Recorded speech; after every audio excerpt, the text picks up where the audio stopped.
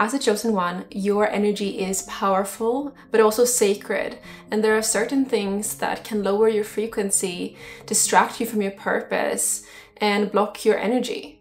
Today you will learn if you are a chosen one and 7 things you should never, and I mean never, do as a chosen one to protect your life and achieve your dream life this lifetime. So quickly, before we get into it, what is a chosen one? A chosen one isn't someone who thinks they're better than others. It's someone who feels different, like they're here for a deeper reason, even if they can't quite put it into words. It's actually even mentioned in the Bible and refers to individuals specifically selected by God for a particular purpose or relationship with Him. Here are a few signs that you might be a chosen one. First one is you've always felt called to something bigger. Even if you don't know exactly what that is, there's a deep inner knowing that you're meant for more. You also don't quite fit in. You feel like an outsider, like you're not aligned with how mainstream society works. You're deeply sensitive, spiritually and emotionally. So you might have a strong intuition, psychic gifts, or an intense empathy for others. You've also likely faced big challenges in your life. And many of them were early in life, like trauma, pain, or loss may have pushed you into your spiritual path. You're a truth seeker, so surface level stuff just doesn't interest you. You crave depth and meaning. You've woken up and you see through the illusions of the world, the matrix, and feel called to help others do the same. So if you resonated with several of these signs, chances are you are a chosen one.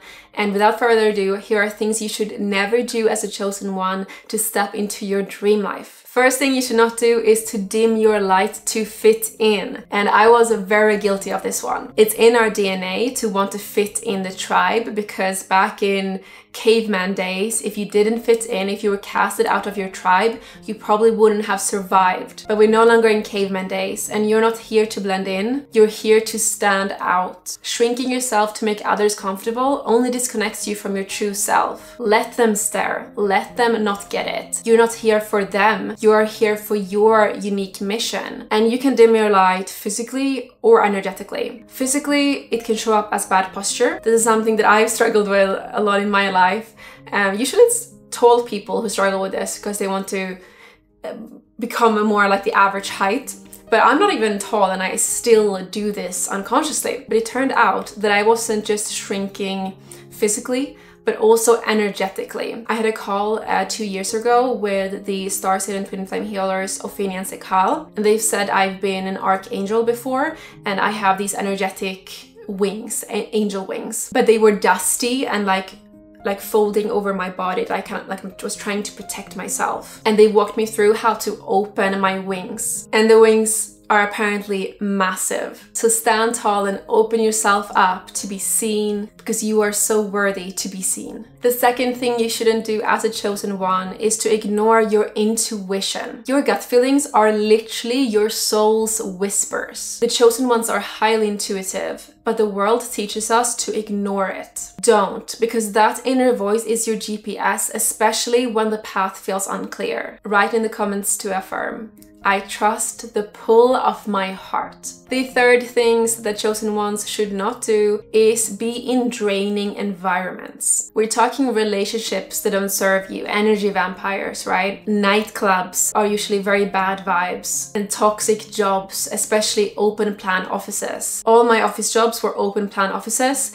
and by the end of the day, I was so drained. Chosen ones are sensitive to energy, and staying in low vibe environments for too long can block your gifts. And if you want to learn how to quit your office jobs and become a content creator so you can share your gifts with the world, then definitely book a free business clarity call, link in the description. Number 4 is low vibrational consumption. So here we're talking both when it comes to consuming content. So I have never really been into horror movies. I can do thrillers when it's a slow build and not so many jump scares, but horror movies never really set right with me. And I understand now why, because just like food, you ingest it, it affects your body, it's all energy. So when people are being tortured on film, you can see the blood, the pain, the suffering. Your brain can't tell that it's not real. And this is even more true with food. Focus on high vibrational foods like vegetables, fruits, and ideally avoid meat as well. because there's been suffering involved. And that get imprinted on the meat, so you ingest that suffering. And if you can't be with that meat, at least try to lower your consumption of meat and focus more on plant foods. And this applies to alcohol as well. Alcohol lowers our vibrations. You can have just as fun with some nice mocktails. The fifth thing to avoid is to suppress your gifts. Whether it's healing, guiding, creating, or channeling,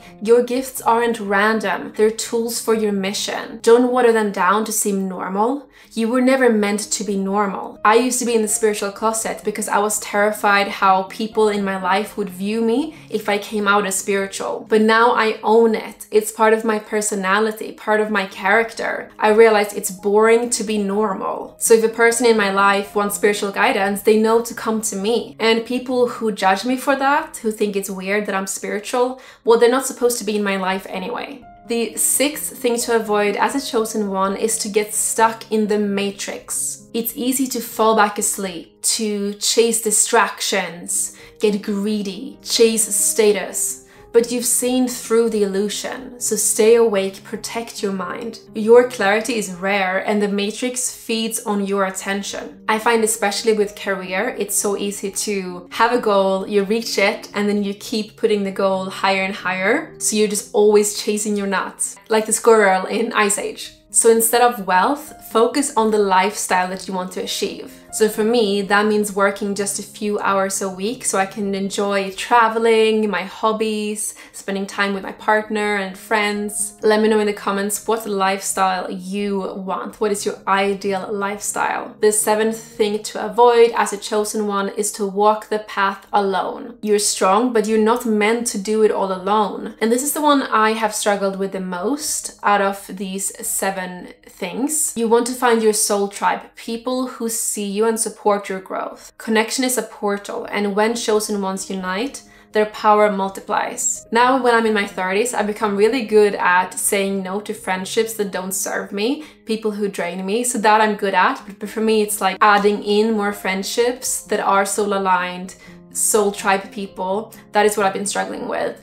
I have a fear of rejection. I wonder, oh no, but they don't have time for me, and having to put myself out there, be vulnerable. But when you do find a friend like that, it's just so worth it. And I find one of the easiest ways to do this is to post on social media. Post your life on social media, and you will automatically attract your soul tribe. Just make sure to post content that feels authentic to you so that your authentic frequency comes through. In the past, when I started my business, I was more focused on the algorithm. How can I please the algorithm? And I lost some authenticity along the way. And I realized, okay, I gotta bring it back to videos that I'm actually passionate about and that emanates my authentic frequency. And since I've done that, my growth on YouTube and social media has actually skyrocketed. And not only can posting on social media help you find your soulmate friends, but also your person. My twin flame actually found me on Instagram. When it comes to finding friends, it's about quality rather than quantity. There are people who have hundreds of friends, but most of them drain them. It's actually better to have less friends and they are quality, soul tribe people, than to have lots and many of them drain you, makes you feel depressed, makes you feel less of a person. And last thing to say about this as well is that you will feel periods where you need to go into hermit mode and just take a break from being social.